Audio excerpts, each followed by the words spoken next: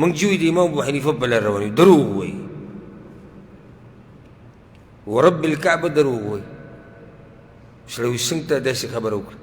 دا نسبت امام صاحب ته د دوی غلط دی. ولې؟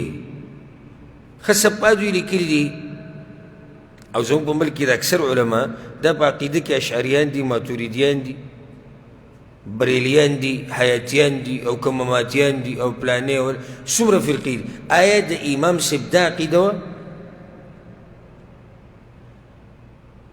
امام صاحب دا وایي چې قبرونه لاړ شي او هلته سجدې لګوئ، او هلته چې دی قبرونه سټۍ را سټۍ د بریلیانو په شان، د قبر پرستو په شان. نو څنګه وایي چې د امام صاحب په مذهب وي؟ امام صاحب د الله په نومونو او په صفاتو کې تاویلات کول نه. امام صاحب دا وایي چې الله په عرش نشتی، بلکې امام صاحب خو دا وایي چې څوک دا وایي چې ما ته عرش نه دی معلومه او زه دې مسلې نه یم خبر، او دا کافر دی وایي. دا د امام صاحب فتوا ده. هغه وایي الله په عرش دی. ته په بوډونو باندې نقشې وباسه او کله د پیازو غوټه راوړه او بیا به اخره کې وایي زه د چا په لار یم؟ د امام صاحب په لار یم. دروغجن یې. امام صاحب خو دا لار نه وه. دعوه غلطه ده که نه ده؟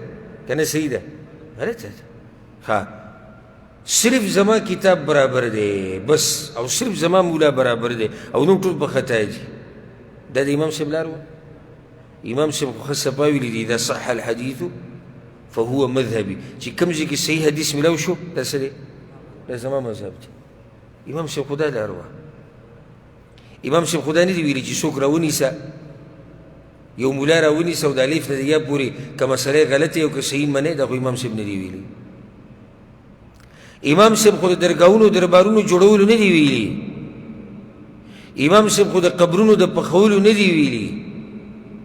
امام صاحب خو د رواجي ختمونو بدعاتو خرافاتو نه دي ویلي. او نه د امام صاحب د عقیده وه چې اولیاء الله په ویښه لیدی کېږي. بعض یاران خو سره پکې ملاقاتونه کوي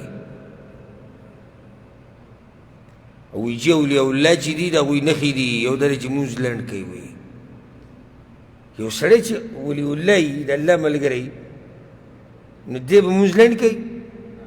د ده خو مونځ سب خوندوري. وایي د دې یو نښه دا ده چې دی مونځ لنډ کوي، او بله نښه دا ده چې په هوا کې الوځي. دا د امام صاحب خبرې دي؟ حاشا وکلا. موږ خو یې نه منو چې امام صاحب دا خبرې. ولې؟ ځکه چې امام صاحب زموږ په زړونو کې ډېر غټ دی. امام صاحب زموږ د زړه سر دی. بعض وایي امام صاحب په کعبه کې دننه ولاړو، په یوه خپه یې بره کړې وه، یوه په ځمکه وه، نو 15 سپارې ووي. بیا دا بله خپه اوچته کړه، دا بله یې کته کړه، او 15 سپارې و قرآن یې ختم کړو. دا ګستاخي نه ده امام صاحب؟ که نه ده؟ ده امام صاحب په شان اوچت انسان قرآن داسې وایي؟ کم سړی چې په یو خپه ولاړي او قرآن وایي، دی په قرآن باندې به پوه شي؟ 15 سپارې خو دا خو دومره یعنې داسې خښته ویشتې ده چې رانیوی کېږي نه. 15 سپارې خو ډېرې دي. یو مخ دی یو سړی ووایي دلته دې ودرېږي په یو خپه، خو یو مخ به داسې وایي چې په دې تلاوت کې سوچ کې، او کوم ځای کې د جهنم تذکرې هلته یېرېږي جاړي، بیا به دې زه ومنم. یو مخ څوک نشي ویلی. دغه شان صرف دا دوی کې نه، مثلا نه احنافو کې بیا کوم چې امام شافعي ته ځان نسبت کوي.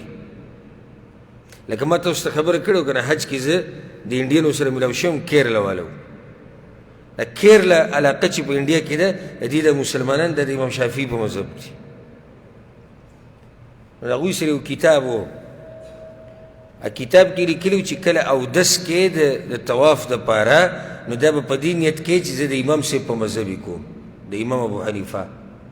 او وایي چې کله طواف ختم کړي نو بیا به د امام شافعي مذهب ته راواوړي. خو نو دې لږ ساعت له ته سله د شافعي د مذهب نه اوړي د امام ابو حنیفه مذهب ته. ولې؟ وجه دا ده چې امام شافعي رحمه الله دا قول دی، وایي چې د زنانه سره د لاس ولګېد او اودس دې مات شو. دا د هغه قول دی. اگر که په دې داسې مضبوط دلیل نشته. صحیح خبره دا ده چې کوم امام ابو حنیفه رحمه الله کړې ده او د هغه د مذهب ده، چې زنانه سره صرف په لاس لګېدو اودس نه ماتېږي چې څو پورې د نه ستلي نه وي نو اودس نه ماتېږي دا واضح ده. نو دې غریبانو ته څه طریقه ښودلې ده چې طواف کې به تاسو د امام ابو حنیفه مذهب ته واوړئ، صفا مروه کې بیا واپس ته راواوړئ، بیا د امام شافعي مذهب ته. ولې؟ ځکه چې طواف کې به ته د زنانو سره لګې، کېدای شي زنانو سره ولګېږي، نو چې زنانو سره ولګېږي او ته د امام شافعي په مذهب یې نو اودس دې څه شو؟